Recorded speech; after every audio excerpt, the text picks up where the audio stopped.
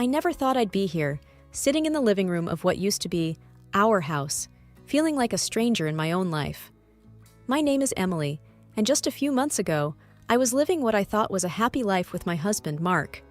We were the couple everyone envied, or so I believed.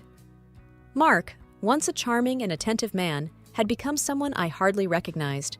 His once warm eyes now seemed cold and distant. It all changed after my dad passed away. Dad was my rock, and losing him felt like losing a part of myself. But for Mark, it seemed like an opportunity. The evening air was heavy as I sat across from Mark, the silence between us a stark contrast to the laughter and love that once filled this room. "Are you even listening to me, Emily?" Mark's voice, sharp and impatient, broke the silence. I looked up, meeting his gaze. "Yes, I'm listening," I replied, my voice barely above a whisper. "It's simple. I want a divorce. I've already talked to a lawyer. This house, it's mine. You need to start looking for somewhere else to live." His words hit me like a ton of bricks. I had sensed the growing distance between us, but divorce? I was speechless. "You can't be serious, Mark. After all these years, you're just going to throw everything away?" I finally managed to say, my voice tinged with disbelief. Mark leaned back in his chair, a cold, unfazed look on his face. "It's not just throwing away, Emily. It's moving on. I've been feeling trapped in this marriage, and now, with your dad gone, I see no reason to continue this charade." I felt a mixture of anger and heartbreak. How could he be so cruel, so heartless? My father was gone, and now Mark, the man I had loved and trusted, was abandoning me too. "I don't understand you, Mark. You used to be so different, so caring. What happened to us?" Mark let out a sarcastic laugh. "Oh, please. Spare me the drama, Emily. You should start packing. The sooner you're out, the better." I sat there, stunned and hurt, trying to process everything. This wasn't just the end of our marriage. It was the shattering of an illusion. The illusion of a happy life that I had clung to for so long. And now, I was alone, with nothing but memories of a love that turned out to be nothing but a facade. My life, already hanging by a thread, spiraled further into chaos with the arrival of Mrs. Harwood, Mark's mother. She moved in unannounced, bringing with her an air of hostility that choked the already tense atmosphere of the house. "Emily, I expect you to behave appropriately while I'm here," Mrs. Harwood declared, her voice sharp as she settled into the living room, making it clear that she considered herself in charge. I tried to reason with her. "Mrs. Harwood, I understand this is a difficult time for everyone, but I assure you, I have no intention of causing trouble." She fixed me with a cold stare. "Trouble seems to follow you, dear. I've seen how you and Mark have been living. It's no wonder my son wants a divorce." Her words cut deep, but I wasn't about to let her walk over me. "Mark and I are adults. We'll handle our matters ourselves. Your interference isn't needed." She scoffed. "Interference? I'm protecting my son from your manipulative ways. You've done enough damage already." The days that followed were a blur of constant snide remarks and belittling comments from Mrs. Harwood. She criticized everything from the way I dressed to the way I cooked. It felt like she was trying to erase my presence from the house. One evening, as I was preparing dinner, she came into the kitchen. "You're using too much salt. Don't you know anything about cooking?" I clenched my jaw, trying to keep my cool. "I've been cooking for myself and Mark for years. He's never complained." "Well, he's too kind to say anything, but I'm not. You're ruining his health with your terrible cooking." I couldn't believe the audacity of this woman. "Mrs. Harwood, I appreciate your concern, but I can manage." She leaned against the counter, watching me like a hawk. "You can manage, can you?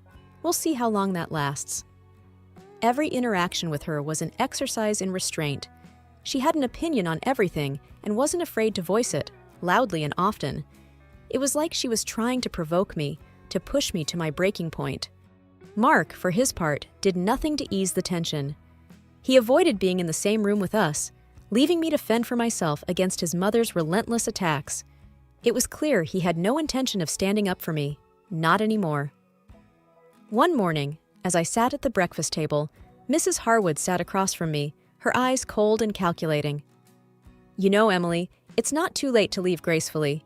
You could save yourself a lot of trouble." I met her gaze, my resolve hardening. "I have as much right to be here as you do, Mrs. Harwood. I'm not leaving until the divorce is finalized." She smirked. "Stubborn, aren't you?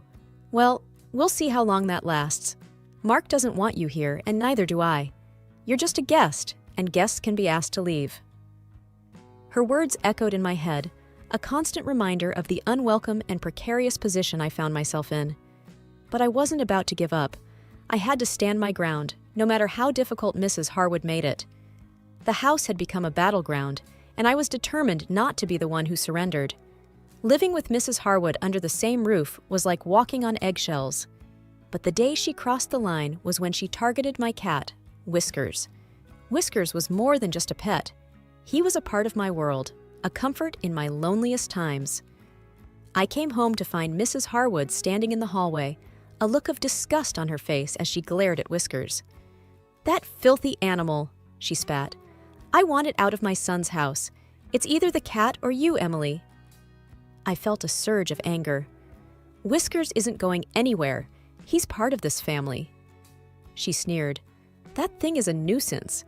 I won't have it shedding and spreading germs all over." I couldn't believe what I was hearing. "He's a harmless cat, Mrs. Harwood. You're being unreasonable."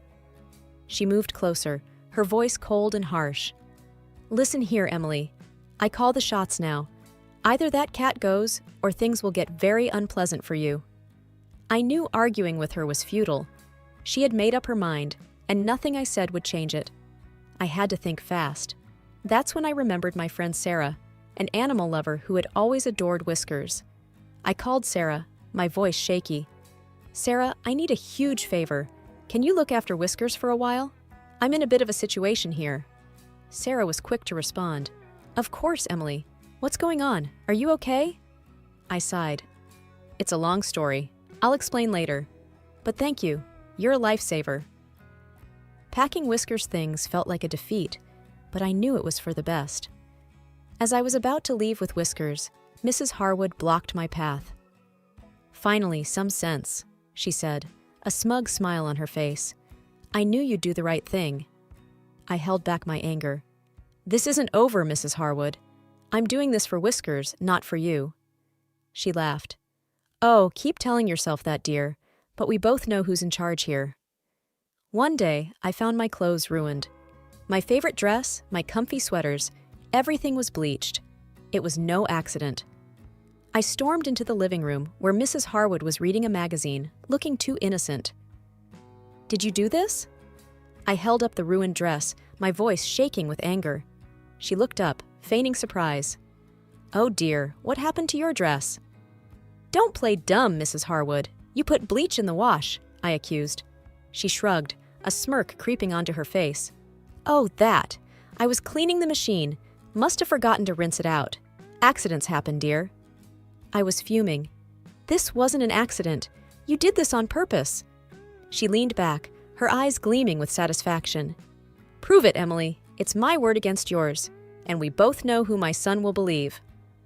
I felt helpless and defeated. She was right. Mark would never take my side over his mother's. Later that day, I confronted Mark. "Your mother ruined my clothes. You need to talk to her." Mark didn't even look up from his phone. "Mom said it was an accident. Stop making a big deal out of everything." I couldn't believe his indifference. "She's doing this on purpose, Mark. Can't you see what she's doing?" He sighed, annoyed.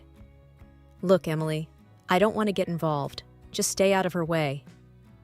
Stay out of her way? This was supposed to be my home, too. I realized then that I was alone in this. Mark wouldn't help me. His mother was out to get me, and I had to fend for myself. The destruction of my clothes was just the beginning of Mrs. Harwood's campaign against me. Each day brought a new challenge, a new way for her to assert her dominance and make me feel unwelcome in my own home. I started to notice little things missing or out of place. My favorite mug cracked, my pictures taken down from the walls, small but personal attacks. It was a psychological game, and she was playing to win. One evening, I came home to find the living room in a mess. My books were scattered on the floor, pages torn. I confronted Mrs. Harwood, who was sitting calmly with a cup of tea. "Did you do this?" I asked, holding up a torn book. She glanced at it, then back at me with a cold, indifferent expression. "Oh, those old things? I thought they were trash. You should be more careful about what you leave around." I was outraged. "These are my books, Mrs. Harwood. You have no right to touch them." She shrugged, unfazed. "This is my son's house. I'll do as I please. Maybe you should start packing your trash." I felt a burning anger, but also a sense of helplessness. Arguing with her was pointless. She had made it clear that she didn't respect me or my belongings.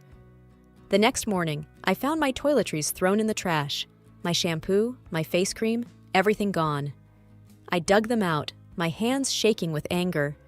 This was more than just petty sabotage. It was a declaration of war. I confronted Mark again. "Your mother threw away my toiletries. This has to stop." He barely glanced at me. "Maybe it was a mistake. Just buy new ones." "A mistake? She's doing this deliberately, Mark. Can't you see that?" I was near tears, frustrated by his continued indifference. He stood up, his voice cold. "I'm not getting into this, Emily. Sort it out with her." Sort it out with her? How was I supposed to sort out deliberate cruelty? I tried to keep to myself, to avoid Mrs. Harwood, but she seemed to take my avoidance as a challenge. She'd make loud, snide comments about me on the phone, ensuring I could hear every word.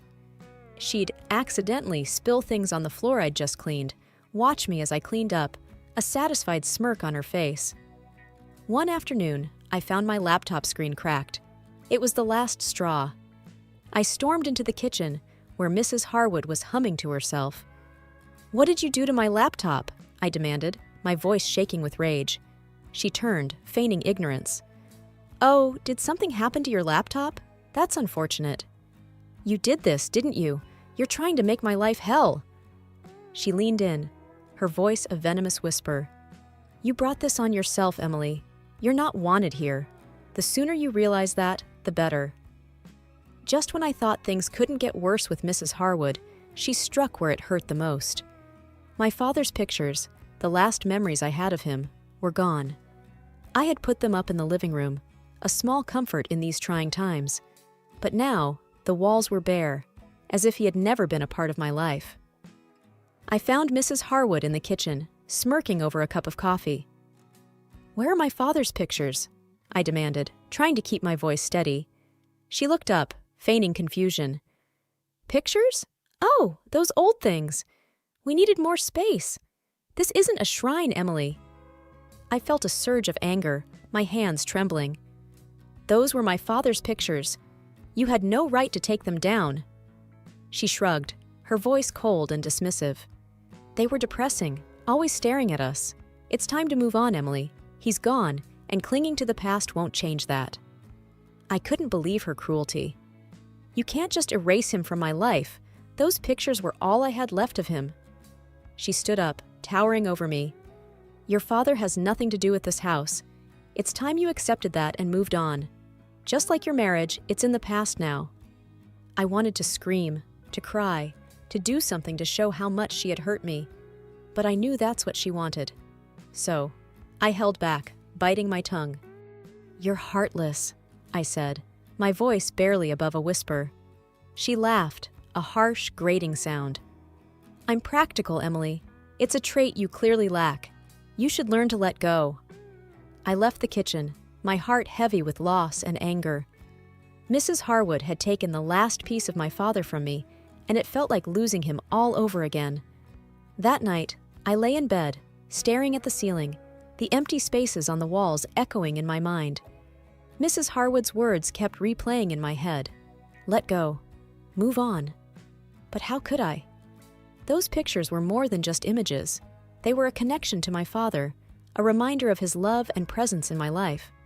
I knew then that this was more than just a battle over living space. It was a fight for my memories, my past, and my identity. Mrs. Harwood had declared war on the most personal parts of my life, and I couldn't let her win. I had to find a way to fight back, to reclaim my father's memory and my right to mourn him. It was a battle I couldn't afford to lose. Just when I thought all hope was lost, a call from a notary changed everything. I was sitting in my room, trying to muster the strength to face another day with Mrs. Harwood, when my phone rang. Mrs. Emily Harwood? This is John Carter, the notary handling your father's will. We need you to come in to discuss some important matters. The voice on the other end said. I was taken aback. My father's will? I wasn't aware he had left anything. Yes, he did. It's quite urgent. Can you come in today? Mr. Carter's tone was serious. I agreed, curiosity and a glimmer of hope stirring within me. Maybe this was the break I needed. At the notary's office, Mr. Carter handed me a folder. Your father left you a significant amount of money, Miss Emily, enough to start a new life. I was speechless. My father, always the quiet supporter, had given me a lifeline. And there's something else, Mr. Carter continued, handing me another set of documents. Your father left these for you. He said they were important. I opened the documents, but Mr. Carter stopped me. Perhaps you should look at these in private. They're quite personal. I nodded, clutching the folder tightly as I left the office. Back home, I locked myself in my room and began to read. The documents were records of financial transactions between my father and Mark. My father had lent Mark a significant amount of money, over $200,000. I couldn't believe it. All this time, Mark had been in debt to my father. Was this why he was so eager to divorce me after my father's death? Did he think the debt died with him? I felt a surge of strength. For the first time since this nightmare began, I had the upper hand. My father had given me more than just money. He had given me the power to fight back. I wasn't going to be a victim anymore. I was going to make Mark pay for his deceit and Mrs. Harwood for her cruelty. The tables had turned, and it was my turn to set the rules. Armed with the truth about Mark's debt to my father, I felt a newfound sense of power. The day of the divorce signing, I was ready to turn the tables. As we sat in the lawyer's office, Mark and his mother smirking confidently, I waited for the right moment. Just as Mark was about to sign, I spoke up. Before we finalize this, there's something you should know, Mark, I said, sliding the loan documents across the table. He glanced at them, his smirk fading fast. What's this? I leaned back, feeling in control for the first time in months. That's the debt you owe my father, over $200,000, and now it's owed to me. Mrs. Harwood's eyes widened in shock. What debt? Mark, what is she talking about? Mark's face was a mask of panic. It's nothing, Mom. Just some old business between Emily's dad and me. I laughed. So, you thought you'd get away with not repaying him? That's why you were so eager to get rid of me? Mark didn't meet my eyes. It's complicated, Emily. I was in trouble, and your dad offered to help. I shook my head, disgusted. You were going to leave me with nothing while sitting on a debt you owed my father. You're despicable. He tried to touch me, but I backed away. You've been hiding this. You owe me that money, and I intend to collect. The lawyer, a middle-aged man who had been silent till now, interjected. If these documents are legitimate, Mr. Mark, you're legally obligated to repay this debt. Mrs. Harwood turned to her son, her voice rising. You borrowed money from her father, and now we have to pay her? Mark tried to speak, but I was faster. Yes, he did, and he thought he could escape it by divorcing me quickly after my father's death. The room was tense, the air thick with the revelation. Mrs. Harwood looked from the documents to Mark, her expression one of betrayal and anger. You've been lying to us all along, she hissed at Mark. You put us in this mess. Mark's usual confident demeanor had crumbled. He looked defeated, cornered. I had no choice. I was in trouble, and Emily's dad offered to help. I stood up, feeling a rush of satisfaction. Well, now you can repay that help. Every single dollar. You thought you could outsmart me, but you were wrong. Mrs. Harwood was fuming. We'll fight this. We won't let you take everything from us. But I knew I had the upper hand. You can try, but the law is on my side. I suggest you start figuring out how you're going to repay the debt. As I walked out of the lawyer's office, I felt a sense of triumph. For so long, I had been under Mark and his mother's control, their whims and cruelty dictating my life. But now, the tables had turned. I had them right where I wanted, and I wasn't going to let them off easy. This was my chance to get back what I was owed, and I was going to take it. The day Mark and Mrs. Harwood sold the house to repay the debt was the day I finally felt free. As they packed their last boxes, I couldn't help but savor the moment. "You brought this on yourself, Mark," I said, watching him struggle with a heavy box. "You could have been honest with me." He avoided my gaze, his shoulders slumped. "I know. I'm sorry, Emily." Mrs. Harwood, looking older and more defeated than ever, chimed in. "This is all your fault. You've ruined everything." I shook my head, no longer affected by her words. "No, Mrs. Harwood, you two did this to yourselves. I'm just claiming what's rightfully mine." They left without another word, and I watched as their car disappeared down the road. It was the end of an era, one filled with pain and betrayal, but also growth and resilience. I took a deep breath, feeling the weight of the past months lift off my shoulders. It was time to start anew. With the money from my father and the repaid debt, I bought a small, cozy house, just for me and Whiskers, who I had brought back home. Sitting in my new living room, Whiskers purring on my lap, I called Sarah, my friend who had helped me through the darkest times. "Hey Sarah, it's done. I'm finally free," I said, a smile spreading across my face. Sarah's voice was warm and excited. "That's amazing, Emily. I'm so proud of you. You've come so far." I looked around my new home, a sense of peace settling over me. "I have, and it's all thanks to people like you who stood by me." "You deserve all the happiness in the world, Emily. What's next for you?" Sarah asked. I thought for a moment. A fresh start, building a life that's truly mine, and maybe helping others who've been through what I have. As I hung up, I realized that this was more than just a new house. It was a new chapter, one where I was in control, free from the shadows of the past. I had not only survived, I had come out stronger. I stood up, Whiskers following me as I walked to the window, looking out at my small garden. It was a new beginning, a chance to rebuild and to find joy in the simple things. I had lost much, but I had gained even more, a sense of self, strength, and the courage to move forward. This was my story, my journey, and it was just beginning.